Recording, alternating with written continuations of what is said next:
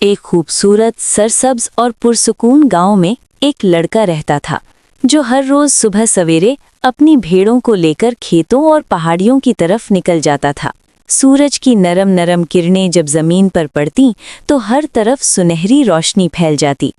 परिंदे आसमान पर उड़ते हुए चहचहाते और ठंडी हवा इंसान के दिल को सुकून देती। गांव के लोग बहुत सादा और बोर हो जाता। वो इधर उधर देखता, कभी आसमान की तरफ, कभी पहाड़ों की तरफ, और फिर कोई शरारत सोचने लगता। एक दिन वो एक बड़ी सी चट्टान पर बैठा हुआ था। हवा आहिस्ता आहिस्ता चल रही थी और भेड़ें खामोशी से घास चर रही थीं। अचानक उसके जहन में एक ख्याल आया, एक शरारती ख्याल। वो फौरन खड़ा हुआ और पूरी ताकत से चीखने लगा, शेर आया, शेर आया, बचाओ, बचाओ। उसकी आवाज़ पहाड़ों से टकराकर गांव तक पहुंची। गांव में एकदम खलबली मच गई। लोग घबरा गए। किसी ने अपना काम छोड़ दिया, किसी ने दरवाज़ा बंद किया और कोई हाथ में जो आया वही उठाकर दौड़ पड़ा। किसी के हाथ में डंडा था, किसी के पास कुल्हाड़ी, और कुछ लोग छुरियां लेकर तेजी से उस लड़के की तरफ भाग रहे थे।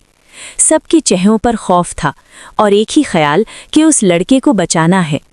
जब वो वहां पहुंचे तो उन्होंने हर तरफ गौर से देखा। खामोशी थी, सुकून था, मगर कहीं भी कोई शेर नहीं था। चंद लम्हों की खामोशी के बाद अचानक लड़का जोर जोर से हंसने लगा। वो हंसता रहा और हंसता ही रहा। फिर उसने कहा, मैं तो मजाक कर रहा था। ये सुनकर गांव वालों के चेहरे गुस्से से सुर्ख हो गए। वो बहुत नाराज हुए। उन्होंने उसे डांटा, समझाया और कहा कि ऐसा मजाक कभी नहीं करना चाहिए।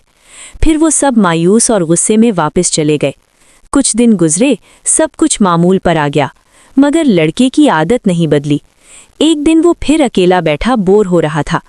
उसके चेहरे पर वही शरारती मुस्कुराहट आई और वो दोबारा जोर जोर से चीखने लगा, शेर आया, शेर आया।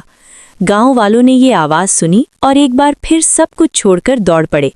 वो फिर उसी तेजी से उसके पास पहुंचे, मगर इस बार भी वहां कोई शेर नहीं था। लड़का एक बार फिर हंसने लगा।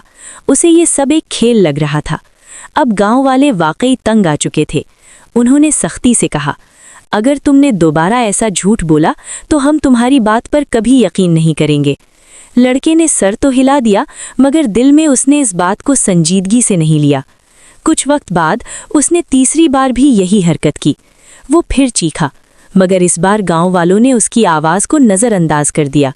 कुछ लोगों ने एक दूसरे की तरफ देखा और कहा कि ये फिर झूठ बोल रहा है। कोई भी उसकी मदद के लिए नहीं आया। लड़का अकेला ही खड़ा रहा और हंसता रहा, मगर उसे अंदाज़ा नहीं था कि उसका ये मजाक उस पर कितना भारी पड़ने वाला था। शाम होने लगी। आसमान पर नारंगी और सुरमई रंग फैलने लगे। हवा में एक अजीब सा सन्नाटा था। अचानक झाड़ियों में हल्की सी हरकत हुई। पत्ते हिले और फिर एक खतरनाक शेर आहिस्ता आहिस्ता बाहर निकला। उसकी आंखें चमक रही थीं, उसकी सांसें भारी थीं और उसकी नज़रें सीधा भेड़ों पर थीं। ये मंजर देखकर लड़के के होश उड़ गए। उसके हाथ कांपने लगे, दिल तेजी से धड़कने लगा। अब वो सच में डर चुका था। वो पूरी ताकत से चीखने लगा, शेर आया, वाकई शेर आया, कोई तो मेरी मदद करो। उसकी आवाज़ में इस बार मजाक नहीं था, सिर्फ खौफ था, सच्चाई थी। मगर गांव वालों ने उसकी आवाज़ सुनी और उसे एक और मजाक समझकर नज़रअंदाज कर दिया। इधर शेर ने भेड़ों पर हमला कर दिया। भेड़ें खौफ से इधर उधर भागने लगीं। हर तरफ शोर, भाग दौड़ और अफरा तफरी फैल गई।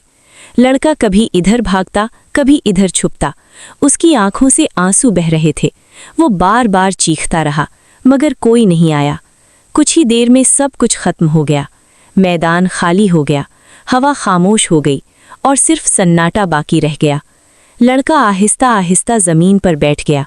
उसका सर झुका हुआ था, आंखों से आंसू बह रहे थे और दिल में सिर्फ एक ही एहसास था, पछतावा। उसे अपनी हर वो बात याद आ रही थी, हर वो हंसी, हर वो झूठ। अब उसे समझ आ गया था कि उसके झूठ ने उसका सब कुछ छीन लिया है। वो आसमान की तरफ देखकर धीरे से बोला,